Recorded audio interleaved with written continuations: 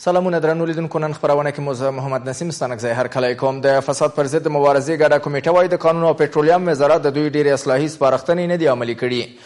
یا د کمیټه وایي چې دوی د 2013 کال د جولای میاشت کې د قانون او پټرولیم وزارت ته 101 سپارښتنې کړي چې یوازې یو نوي په بشپړه توګه عملي شوي، یا بیا سپارښتنې په قسمي توګه عملي شوي دي، خو 25 سپارښتنې په بشپړه توګه نه دي عملي شوي.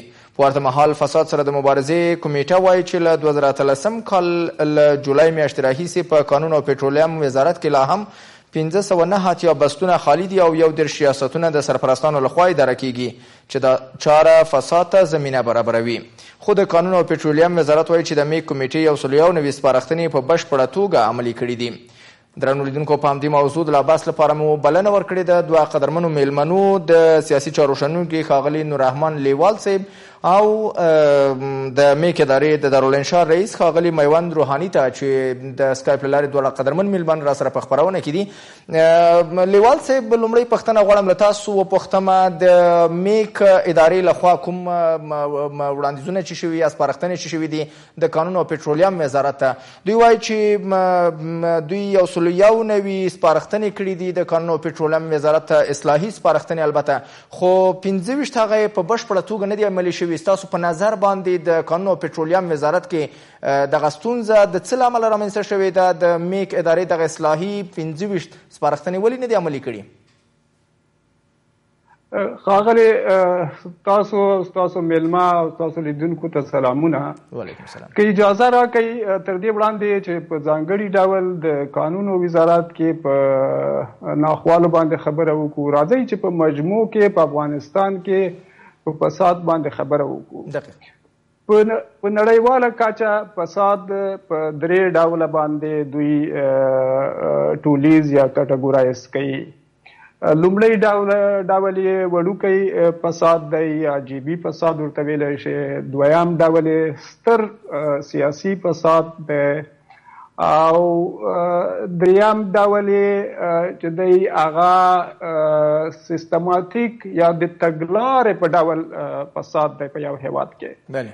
خو په افغانستان کې له بعد مرګه دغه 3 واړه شتون لري. ورسره یو بل هم شته دی، هغه دلته د نړیوالې ټولنې په وجود کې فساد دی. اوس راځم غواړم چې دغه 3 واړه او 4 سره تشریح کړم.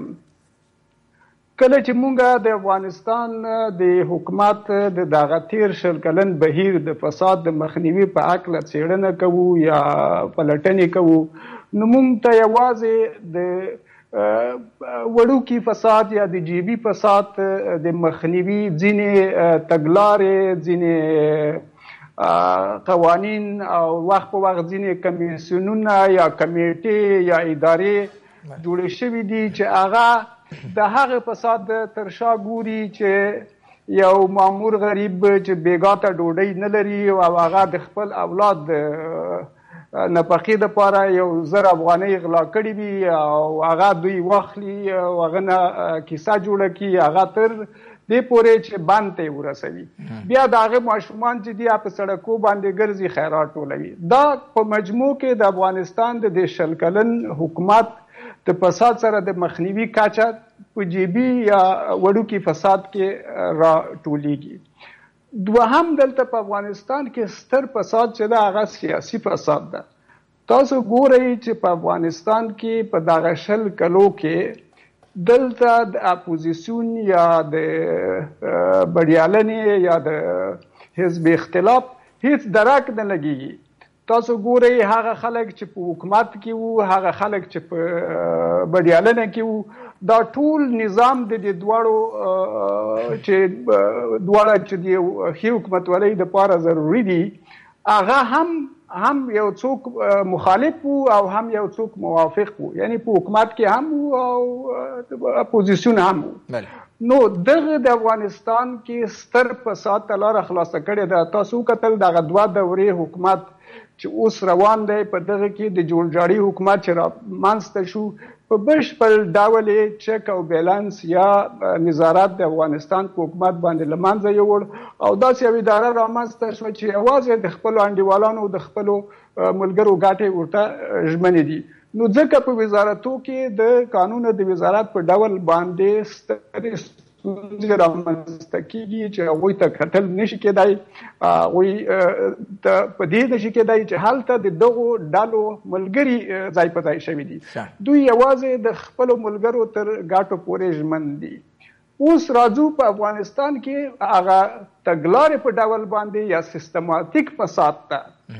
اوس په سیستماتیک فساد کې تاسو ګورئ چې د حکومت د ولسي جرګې یعنی په مجموع کې چې ورته مقننه قوه ویلی شو یا مقننه ځواک او سره قضایه ځواک دا دومره فلج کړي دي، د دوی هغه غړي او د دوی کارکوونکي دومره په فساد کې ښکېل کړي دي چې دوی نشي کولی حکومت ته مخ ور واړوي یا د حکومت په کړنو باندې نیوکه وکړي. د بېلګې په ډول باندې تاسو ګورئ چې دا دوهمه درېیمه دوره ده د مشرانو جرګې چې دوی په غیر قانوني ډول باندې ناست دي، ټاکنې نه کېږي او دوی هم ځان غوږ نه ګروي، حکومت هم نه ګروي. نو کله چې دا حالت وي تاسو ګورئ چې دلته نو اوس فساد په افغانستان کې تګلاره ده، قانون دی او په هغه باندې باید تګ وشي. همدارنګه د ولسي جرګې خبرو ته چې راشو، تاسو ګورئ چې د حکومت له نیم نه ډېره کابینه ځای ناستې وه یا سرپرسته وه او اوس هم ده. ولې ولسي جرګه نشي کولی چې په دې باندې کار وکړي؟ ځکه چې په ولسي جرګه کې دننه هم بلا ستونزې دي، په ټاکنو کې ستونزې وې، د هغو حیثیت دومره غورځولی دی چې نشي کولی د حکومت سره رابړه واخلي. اوس راځم په افغانستان کې هغه څلورم ډول د نړیوالې ټولنې فساد ده. په نړیواله ټولنه کې ګورئ تاسو اوس د افغانستان دغه د درې برخو فساد د دغه نړیوالې ټولنې پیداوار دی. دوی د افغانستان نه په داسې پیمانه باندې ګټې پورته کوي چې هغه د افغانستان د دوی د وړې ادارې بودیجه د افغانستان د پوره حکومت د بودیجې برابره ده. د دوی هر یو بهرنی کارکوونکی د سر کارکوونکی تقریبا د افغانستان د حکومت سره موازی ډول باندې حکومت جوړ کړی دی. نو کله چې موږ د دغه خبرې کوو، د فساد خبرې کوو، نو د حکومت او نړیوالې ټولنې ته زما وړاندیز دا ده چې راځئ دلته ستر فساد باندې خبرې وکړو، دلته په سیاسي فساد باندې خبرې وکړو، دلته په تګلارو په شکل باندې په سیستماتیک فساد باندې خبرې وکړو چې هغه د حکومت او د دغه نړیوالې ټولنې پیداوار دی. بله، مننه لیوال صاحب. تاسو ته بیرته راګرځم، کور رمضان ژوندی اوسې.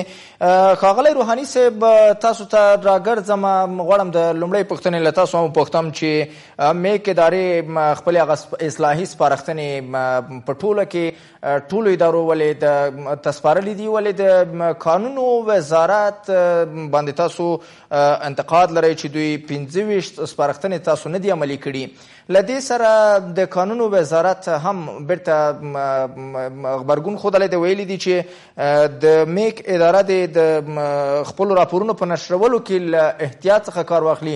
ستاسو په نظر باندې کومې ادارې تر ډیره پورې تاسو سره همکارې پاتې شوي دي فساد سره د مبارزې په برخه کې؟ مننه. السلام تاسو ته، ستاسو د عامې خدمت او د خپرونې لیدونکو او اوریدونکو ته. زمونږ راپور دی او دا خاصو میتودونو په نړیوالو بنای دا زمونږ خپل کوم خاص میتودونه دی ایجاد کړی چې په دې راپور موږ لیکو. دویمه مسله دا چې دوی چې کله زمونږ په راپور باندې نقد کوي نو د دوی ته باید دا وویل شي چې تاسو خو 3 میاشتې له موږ سره کار کوئ، په دې راپور باندې تاسو موږ سره یو ځای کار کوئ. نو که زموږ په راپور نقد کېږي خو دوی په خپل ځان باندې نقد، دوی په دې باندې تر اوسه پورې نه پوهېږي چې دوی خو موږ سره ګډ په دې راپور باندې کار کوي. دا راپور زموږ یوازې نه دی، د دوی سره مصاحبې کېږي، دوی موږ سره اسناد شریکوي. یوازینی مشکل چې په دې راپور کې موږ د دوی لخوا نه درلودو هغه دا و چې دوی همکاري نه کوله. دوی سره اسناد نه شریکول، خصوصا هغه قراردادي کارمندان چې هغه کارمندان چې د ډونرانو د پیسو نه نیول کېږي او وزارت په هغې کې مستقیم استخدام کوي، چې هغه زموږ په راپور کې ښودل شوي دا ټول ملګري او خپلوان او ډلې او پالل کېدلې او د دې په اساس باندې استخدامونه کېدل. نو موږ ورته چې کدي استخدامونه کې تاسو کوم ریفورم راوستي، نو تاسو موږ د دې اسناد ښکاره کړئ. دوی دا اسناد موږ سره شریک نه کړل. نو په دې خاطر باندې موږ ویل چې همداراز 1509 بستونه چې خالي وو تر اوسه پورې خالي دي. نو په دې افغانستان بیکاري په اوټس کې تر رسیدلې ده. دوی د بستونه نه کوي. دلیل دوی دا ویل چې دوی یو ریفورم پلان لري، یو اصلاح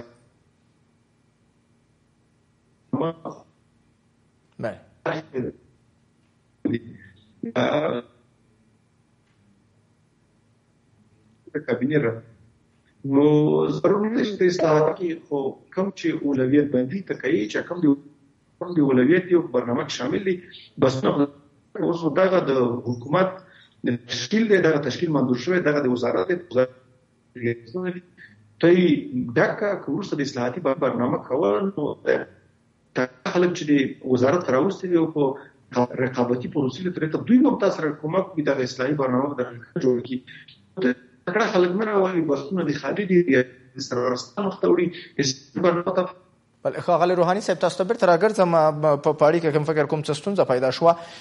ښاغلی لیوال صاحب تر اوسه پورې لکه څنګه چې تاسو له نږدې د حکومت هغه چارې څارلي یا هم ترې معلومات لرئ، په افغانستان کې د نوي حکومت یا هم دغه 20 کاله حکومت چې خپله کاري موده یې پای ته ورسوله، په ځانګړې توګه د ملي وحدت حکومت دوره، تر اوسه پورې تاسو څومره له فساد سره هغه مبارزه چې شوې ده څومره ترې خوښ یاستئ؟ چې په بالکل په مجموع کې په ټولیز ډول باندې یوازې دوی د فساد سره مبارزه د هغه غریب، د هغه بېوسه، د هغه بېکسه مامور پورې محدوده کړې ده چې هغه نه شاته سیاسي تړاو لري، نه پیسې لري چې ځان خلاص کړي. نو دوی هغه راونیسي، هغه غریب تر محکمو بوځي او هغه حتی د پل چرخي جیل ته ورسوي. خو ستر فساد چې ده هغه په خپله په حکومت کې موجود ده. تاسو ګورئ چې د ټول د حکومتولۍ سیستم فلج کول او تدارکات د ټولو ادارو ارګ ته راوړل، هغه مرکزي کول او هغه د یو څو کسانو لخوانه اداره کول او خپلو انډیوالانو ته قراردادونه ورکول، تړونونه ورکول. دلته ستر فساد موجود دی. د هغه ستر فساد په اړه باندې حکومت یو ګام هم نه دی پورته کړی، بلکې هغه یې نور سیستماتیک کړی دی، هغه نه تګلاره او قانون جوړ کړی دی، هغه نه د ملت د زبېښاک دپاره د یو څو کسانو او سره د نړیوالو دپاره سیستم جوړ کړی دی. اوس زه تاسو ته یوه ستره بېلګه د دغه ستر فساد در وړاندې کومه. تاسو ګورئ چې په افغانستان کې په زرګونو کمپنۍ د سوداګرۍ وزارت سره رجستر دي او اوس داسې ډېر کارونه شته ده چې هغه په افغانستان کې ډېرې کمپنۍ کولی شي. خو بله ورځ په ارګ کې د یو جرمنۍ کمپنۍ سره ارګ په مستقیم ډول باندې تړونونه لاسلیک کوي او افغانستان هغوی ته په انحصار کې ورکوي. حال دا ده چې هغوی نور په نړۍ کې د دې جوګان نه دي چې دوی ښه اسانتیاوې ورکړي او داسې اسانتیاوې ورکړي چې هغه د نړۍ د نورو کمپنیو سره چې په چین یا هندوستان کې دي د هغوی سره مقابله وکړي د جرمني کمپنۍ. نو دغه ستر فساد دی. ورسره بله خبره چې زه تاسو ته د مالیې د وزارت د نړیوال فساد په هکله کومه، د IMF په نوم باندې یو اداره ده چې د افغانستان په اقتصادي نظام باندې دوی ډېر زیات واک لري. تقریبا د هر چا نه هغوی افغانستان ته 200 میلیونه ډالره په پور باندې ورکړي دي. هغه پور په کال کې 50% بیرته ګټه اخلي. تاسو فکر وکړئ چې دغه ادارې د افغانستان د ولس زبېښاک څه ډول کوي. 200 میلیونه ډالر باندې 50% د کال ټیکټانه معنا یو سلو سم نیمایي بیرته 100 میلیونه ډالر بیرته هر کال ګټه ترې اخلي بیا دغه 100 میلیونو نه یو 50 میلیونه یو 100 میلیونه ورکوي د مرستې په نوم باندې د مالیې وزیر او دغه راجع ښاغلی لیوال صاحب لکه څنګه چې مخکې تاسو ورته اشاره درلوده چې په افغانستان کې فساد سیاسي شوی ده روحاني صاحب هم اشاره درلوده او په خپل راپور کې دوی دا خپاره کړي دي چې یوازې په قانون وزارت کې د دوی د موندنو له مخې 1509 بستونه خالي پاتې دي او 11 ریاستونه د سرپرستانو لخوا اداره کیږي تاسو څه فکر کوئ چې دغه هماغه د سیاسي فساد یوه برخه ده او که چیرې وي د دې اغېزې به په حکومتولۍ باندې څه وي تاسو ګورئ چې په دې هیواد کې په دغه حکومت کې دا اوس زه داسې شواهد لرم هر څوک چې مقرریږي په لوړو دندو باندې د هغوی نه له مقررۍ نه وړاندې د دوی پرېښودل لیک یا استعفا خط اخیستل کیږي هغه باندې لاسلیک نه وي شوی تر دې کچې پورې فساد دی دوی چې ټول بستونه په مجموع کې خرڅیږي دغه پرون بله ورځ ماته یو لوړ چارواکي پیغام پرېښود چې پلانی رانه 50% د تنخواه غوښته پلانی رانه 25% تنخواه غوښته او دا ستونزه چې دای هم په هر کې انډیوالان لري او هغه هم تر ارګه پورې هم دا مسله رسېدلې ده نو تاسو دې ته وګورئ دوی یوازې هغه پوسټونه باندې کسان مقرر دي چې هغه خرڅیږي دوی ته نه لومړی پرېښودلیک اخیستی شي استعفا خط اخیستی شي دوهم په 50% دوی په تنخواه کې ورسره شاملېدی شي